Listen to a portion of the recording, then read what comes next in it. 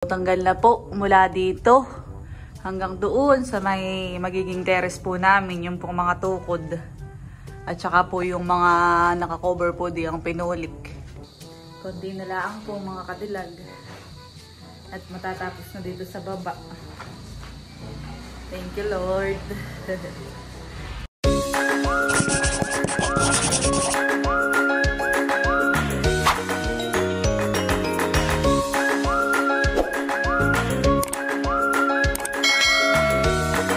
Hello po mga kadilag, magandang umaga po at welcome back sa aming YouTube channel.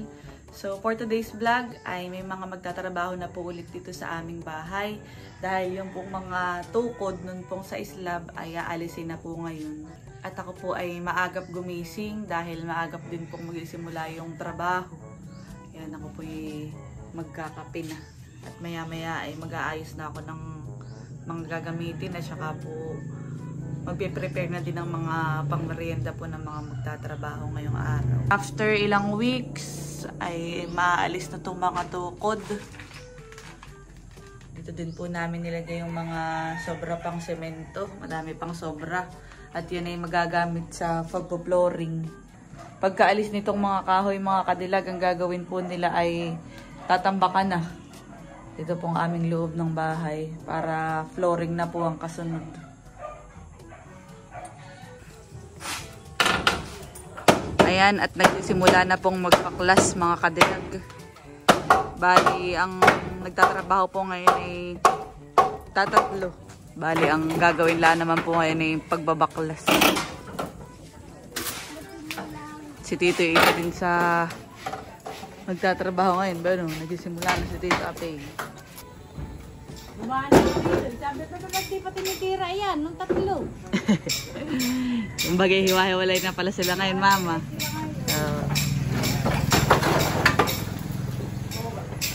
Hiwalay na po yung dati pong nagtatrabaho dito ay 5. Honey. Ngayon ay kanya-kanya na muna. At kakaunti na din naman ang tatrabaho dito sa bahay. Pagkakalas laang naman muna. Tapos ay sunod po na yun ay flooring na. Naka na may narito ang foreman na maliit. Napanood ang papa niya. Foreman.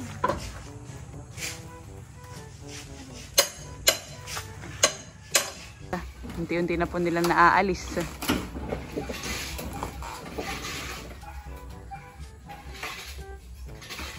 Mga kahoy-kahoy.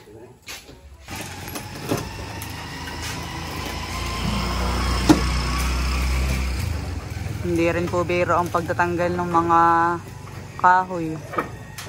Tsaka nung pinulik eh. Madaming nakapako.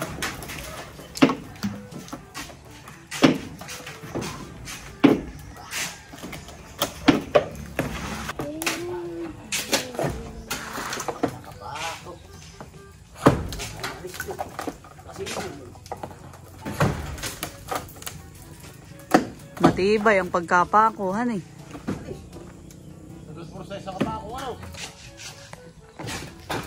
Dapat po'y kahapon ang simula ng trabaho din ay may hangover ko. Ayan. Halos kasabayan din po namin itong sa kabila ay kahapon po'y natanggal na po nila yung mga tukod.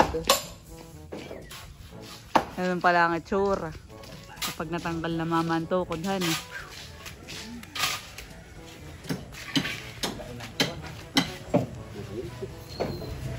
Sabay din po pagbubuhos na itong sa amin sa yung sa kabila ay magkikinabukasan may taon na pa po itong tanggalin.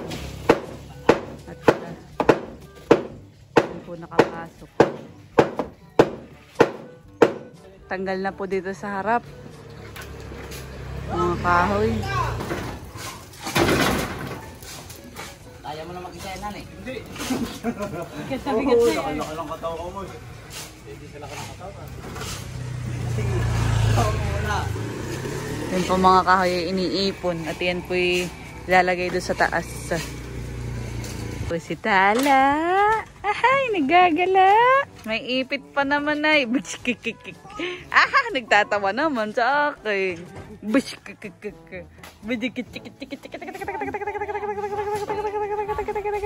Dito ka tumingin. Ako? Nakinig sa salita na yun sa camera. Nagpapakita ka. Hoy! Nansing! Nansing! Nansing! Ikaw ba si Nansing? A few inches later. Narito na po sila sa loob.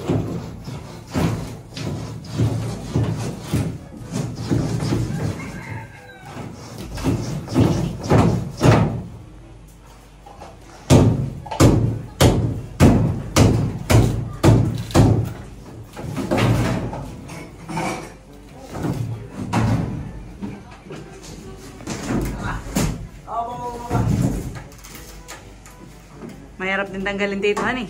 Oo, pa ako. Matigas.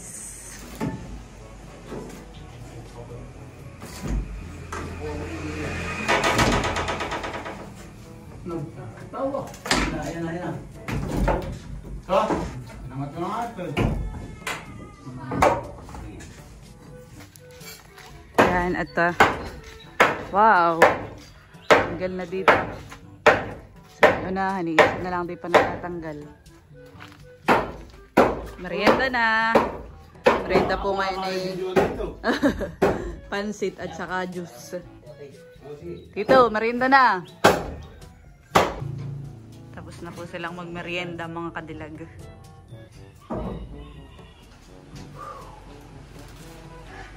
Grabe po ang init ngayon.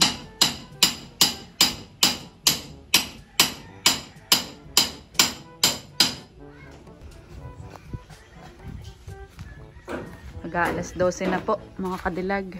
Painit ng panahon mga kadilag. Yung mga kahoy po ay dito po iniipon muna. At yan po tatanggalan pa rin ng mga pako. Gagamitin pa po yan sa mga susunod pang ipapagawa.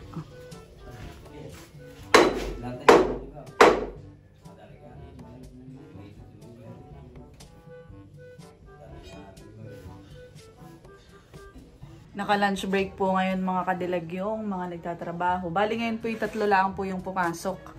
At sina Kuya Unad yung pong foreman ay nakiusap dahil may nagpapagawa lang daw po sa kanila ng saglit. Isang araw lang. Bukas ay narerito na din po ulit siya. At ngayon po magtanghali, ito na po ang kanilang mga natanggal. Kaunti na lang po. Siguro po yung maghapon na ito matatapos na din nila. Medyo nahirapan pong magtanggal at yun pa lang pa ako mamay malalaki. Yung inilagay. Para nga naman matibay yung pagkaka-islab. Ganun pala ang itsura mga kadilago. Nakakatuwa. Kumagay paunti-unti ng nalinis dito sa area na ito. Pagkatanggal na tong mga kahoy mamay, maluang na dito. Maalwan ng kumilos. Tsaka ilang araw na lang ay pwede na din kami dito matulog. At update, tanggal na po dito. Kakaunti na. Sila po ay nakapanangkian na din. Hindi na masikip diyan, hindi na matutungo-tungo pag dadaan. Malalaki nga pala ang pako. Okay Oh, madaming bote bakal bibi mga bagitsan eh.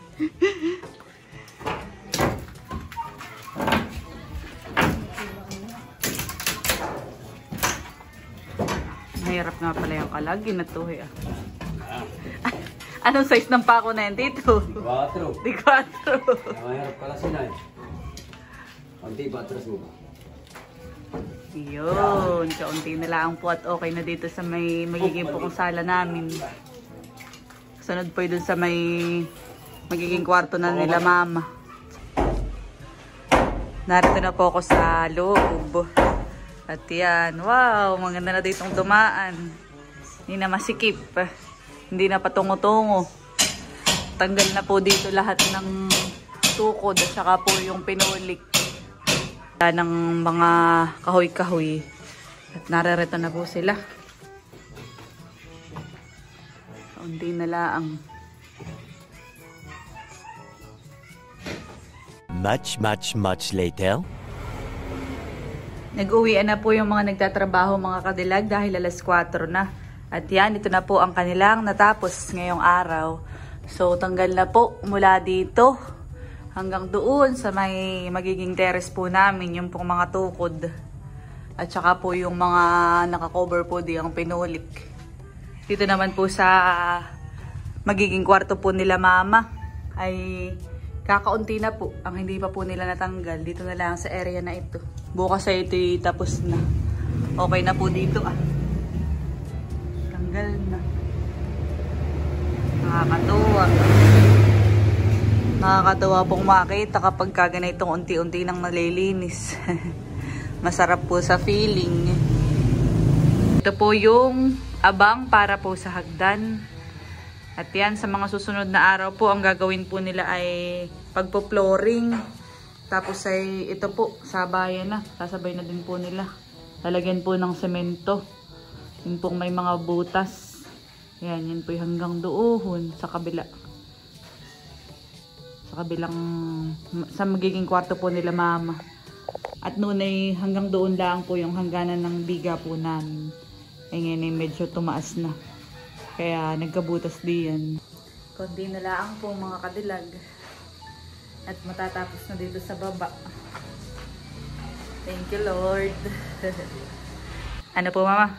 Papatambakan. Papatambakan na po ang kasunodhan ni bukas. Para ma-flooring na tayo makalipat na dito. Oo nga, mahirap din po kami po medyo nahihirapan din sa kusina. At kami magkakasama po doon. Ay maliit po ang space sa pagtulog. Tapos ay yung pong wifi na dito ay kapag gabi wala po kami signal doon sa kusina, hindi abot. Kaya ayan. Maigi po at kuwan. Maganda lang tingnan mama, luminis na. Tsaka hindi siya ganun kainit. Oho, ito po mama ang sinasabi ni Papa. Ang sabi po ni Papa, ayan daw ay Papa tig-tig. Tapos ay papalitadahan na lang po. Masama nga naman po mamang tingnan. Gawa ng kung ito yung didiretso. Tapos ay ito yung dati nating biga. Ay parang hindi magiging akma or hindi magiging maganda yung design. Sabi ni Papa ay saglit daw lang naman yan at kakaunti daw lang naman po ang may ganyan. Dito lang sa area na ito ah. Tapos ay dito. Yan yung kabuuang ito. Tapos papalitadahan na lang daw po. Si Papa po ay makakauwi din pagka po bago mag-flooring. At yun pong mga kuryente dito sa baba ay kanya na pong aayusin. Ayan. Thank you Lord. Kaunti na laang. Oh, ay dami din kahoy na natanggalan eh. Ngayon ko lang na-realize na ganito pala kadaming kahoy ang ginamit eh. Oh, dami na yung pako na mabebenta. Ay, gagamitin pa daw. Dami po.